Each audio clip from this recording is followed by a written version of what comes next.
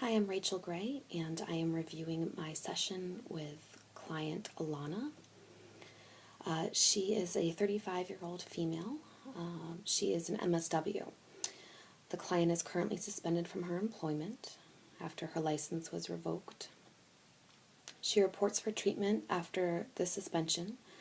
She's mandated for 15 sessions.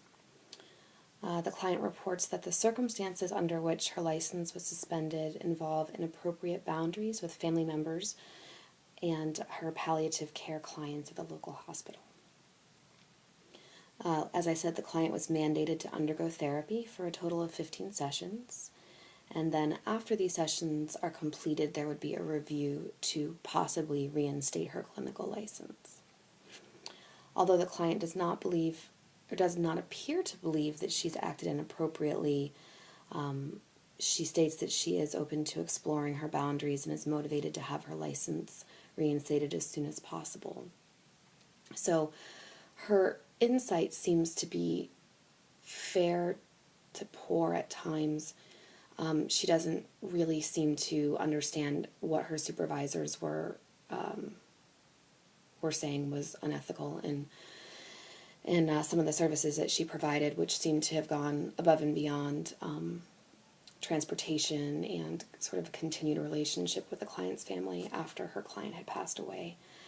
In addition to the obvious concerns with her work-related issues and sort of temporary professional instability, the client's immediate concerns also include mild anxiety and feelings of being sort of down due to this sudden lack of unemployment, and she feels that this was sort of very sudden. She states that there was no indication that her work performance was not appropriate at any time before this was brought to her attention. In addition to feeling the mild anxiety and perhaps mild depression, she indicates that she's feeling insecure and without a purpose, and with not a lot of certainty for the future. So when we started in this first session, we established confidentiality and the exceptions to that involving self-harm or thoughts of harming someone else. And then we, of course, identified the presenting problem, which is her license suspension.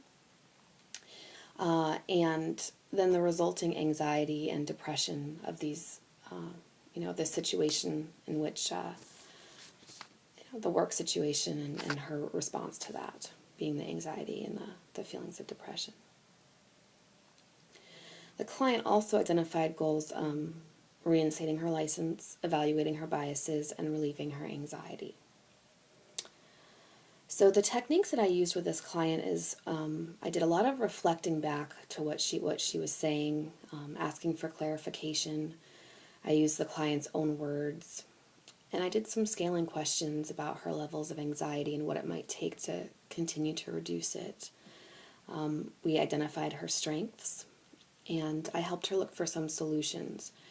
When I asked her what had worked in the past, when she was feeling sort of down, or what she does to find a sense of self, she was able to identify that volunteering was something that was very helpful for her. And so we also gave her a little bit of a homework assignment to look for some possible volunteer opportunities that would be good during this time to, help her use positive coping mechanisms and a good use of her time during this temporary period of suspension and uncertainty. And she seemed to be open to that possibility. The strengths that we identified was that she's people-oriented, compassionate, empathetic. She's motivated, highly motivated to have her license reinstated. She very much values her profession. Even though she's mandated, she is open-minded to explore her biases. And she does have support, a social support. She's very family-oriented. She's got a stable home life, as she reports, a husband and children. And her husband works, so there is financial income that's coming in.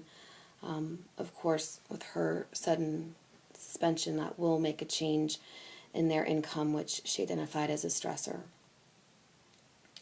And she also identified the support of some coworkers and colleagues who she uses for supervision, informal supervision at times. So there is that in place.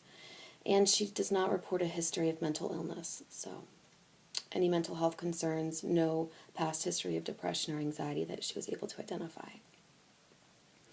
And then, of course, her challenges are work-related issues, an insecure income, fair insight into her circumstances that resulted in her license suspension, and possibly a lack of work-life balance I identified. She stated that work was often her coping skill. So when work is the issue, she seems to have a lack of other ways in which to sort of self-soothe and cope. So a possible lack of work-life balance would be something that is a challenge that was identified.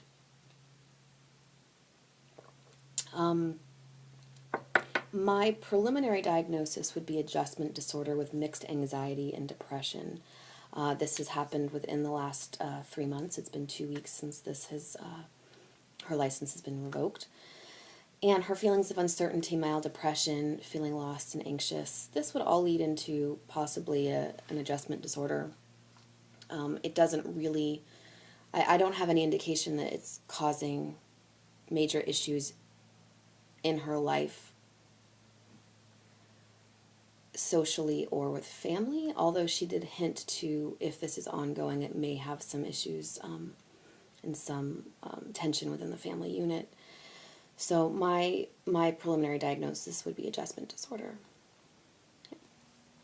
Okay.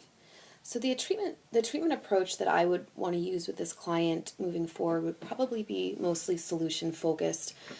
We've got a clear goal here. The goal is to get her license back by doing the work to help her self-explore and her biases, her boundaries, and her motivations for the work that she does. So since there's a clear goal, we can really focus on a solution. And we also have a limited time to work together. We have only 15 sessions.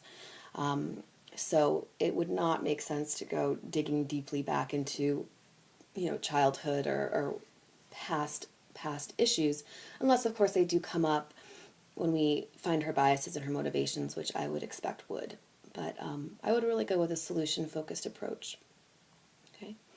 The symptom relief that I believe I was able to provide for her after just this first initial session was we were able to set up regular appointments to fulfill her mandated therapy requirements, and we established a relationship. I validated her concerns, and we did explore a possible solution to create positive use of her time during this period. We explored the possibility of volunteering. And I did give her a homework assignment so that she has something to focus on within the week ahead. Let's see. So the treatment plan, while this is a very brief outline of the treatment plan, since her treatment goal is weekly one-on-one sessions exploring biases, motivations, and understanding of the ethics of the social work profession, the treatment plan and goals and objectives would be to identify and explore her biases, identify and explore her motivations for her behaviors, identify areas of questionable behavior that resulted in her suspension, identify social work ethics and demonstrate proficiency. We would do some maybe role-playing in some scenarios. And then I would try to help the client establish a strong work-life balance and more identity outside of her profession, so that her confidence doesn't lie totally in her professional identity. Okay. One thing that I noticed when I looked back on the video, that I had sort of the bitchy resting face. At times I looked a little bit bored. So I would like to, just use that awareness for the future. I did a lot of saying so, and I did a lot of saying okay, which I know in class when we looked at a video, a role-playing video, some of the students in class identified that was kind of a little bit obnoxious. So I'm, recognizing that in myself and seeing if there's a way that I can, catch myself doing that. Initially, I didn't really know how to respond to the client who said she was, just here because she was mandated, and that she might be a difficult client and not really sure kind of what she had done to create her license suspension. So kind of that lack of insight and the kind of inability to really, I think, identify the problem as a problem that she can sort of sign on to. However, I mean, we're all going to be working with, court-mandated clients probably, so this is a good lesson. But she was able to identify the goal of really wanting to get her license back, and through that, I think we were able to explore her motivations, and maybe get her to buy into the treatment a little bit more. That was my opinion, my feeling. And then during the closing, I checked and asked for some feedback, how her anxiety is feeling using a scaling question. And she was able to identify ways in which her anxiety could become more, could be lessened.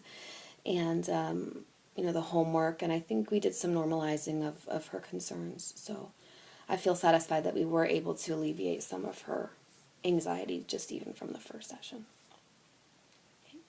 That's it. Thanks.